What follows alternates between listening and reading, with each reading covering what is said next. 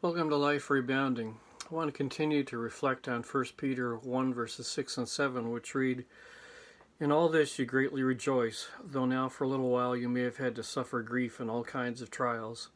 These have come so that the proven genuineness of your faith, of greater worth than gold, which perishes even though refined by fire, may result in praise, glory, and honor when Jesus Christ is revealed."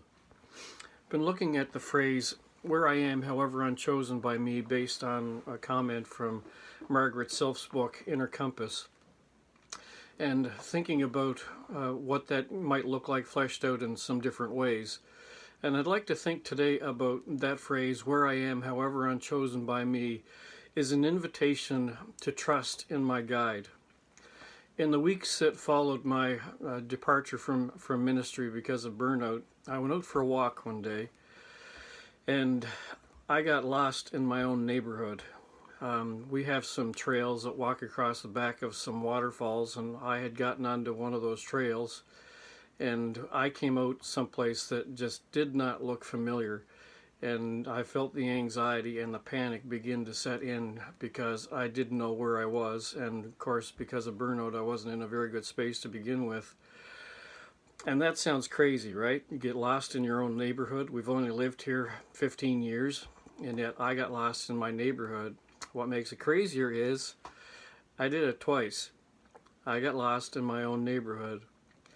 Well, there are times in our lives when we need a guide, and we become conscious of that, of course, when things aren't going that well. But this particular phrase, "where I am, however unchosen by me," is an invitation to trust in my guide. Is a reminder to us that we have one who walks with us all the time. Jesus said he'd never leave us or forsake us. He promised that there would always be one who would live within us and who would guide us, or guide our steps. That's the Holy Spirit. So we always have that one who is with us, guarding and guiding, helping us along the way, so that we can live our lives without fear, without anxiety, and do the things, step out in faith and do the things that God's calling us to do, where he invites us to join him in what he's doing. But it is an invitation. When panic and anxiety set in, it's because I begin to count on my own resources instead of the resources that God has given me. And whenever we find ourselves in situations where we're getting anxious, there's an opportunity, there's an invitation. It's the Lord saying, "Will you trust me? Will you trust me in this moment? Will you trust me with this experience that you're going through, good or bad?" I was reading recently in Helen Roseveare's book, Digging Ditches, where she talks about the time when she was serving in the Congo in the early 1960s during the time of two revolts, one of which resulted in her being taken captive and being beaten and raped. And she talks about that experience and her own deliberations on it and the wrestling within her own soul. And she relates that there was a point where God spoke to her and he said, "Can you thank me for trusting you with this experience, even if I never tell you why?" Well, that's a pretty tough question for a lot of us. Helen Roseveare, in the end, could. And it became a bridge for ministry to other people, especially other women who had gone through similar circumstances.